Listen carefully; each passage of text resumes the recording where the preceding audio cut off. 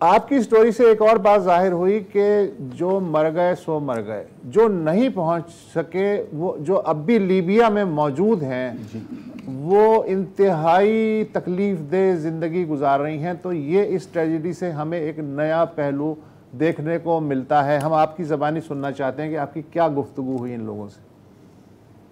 जी, बहुत शुक्रिया उसद भाई। एक्चुअली ये एक गांव जिसका मैंने विजिट भी किया और जिसका मैंने स्टोरी में कोट किया, ये एक गांव नहीं, हर घर और हर गांव में ऐसी दास्तान है। मसलन तनियोट एक गांव है, उसका भी मैंने स्टोरी में जिक्र किया है। तनियोट का एक बच्चे की डेड बॉडी आई इस हादसे के, जो 14 जून वाला हादसा है उसके 3 दिन के बाद, और वो पहले 6 माह पहले गया था। उस गाँव से भी एक फैमिली के 6 लोग जो हैं वो गए थे और उनको वहाँ जेल में डाल दिया गया, लीबिया में, और एक की वहाँ जेल में डेथ हो गई और उसकी बॉडी जो है उसकी फैमिली ने समहाउ अरेंजमेंट करके यहाँ मंगा दिए।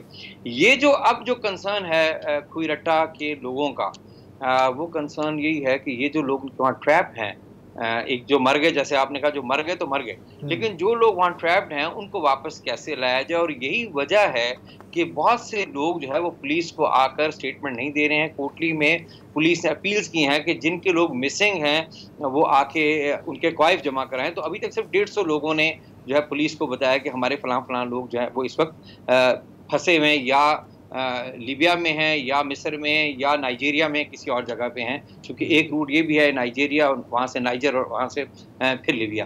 तो लेकिन बहुत से लोग ऐसे जो हैं वो नहीं बता रहे हैं, सिर्फ इस डर के मारे नहीं बता रहे कि खुदा न खास्ता जो एजेंट्स हैं वो उनके बंदों को नुकसान ना पहुंचाएं। देखिए ना, जैसे कि ये एक लोग हैं जिन्होंने 22 लाख रुपए दिए हैं, उन लोगों ने 25-25 लाख रुपए तक पे किए हुए हैं।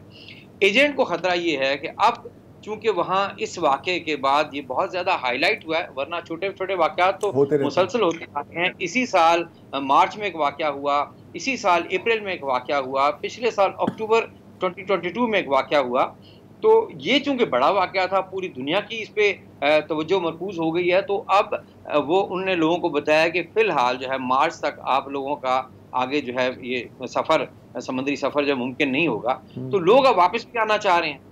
एजेंट्स को डर है जब ये लोग वापस आएंगे तो ये अपने पैसे हमसे मांगेंगे। बिल्कुल पैसे मांगेंगे तो 22 लाख रुपए देना जो है वो उनके लिए बहुत, उनको मौत पड़ जाएगी। तो उससे बेहतर है वो कहेंगे ये यहीं मर कब जाए, ये लोग यहीं मर कब जाए, ताकि ना रहे बांस ना बजेगी बांसुरी, पैसे मांगने वाला हमसे कोई ना रहे।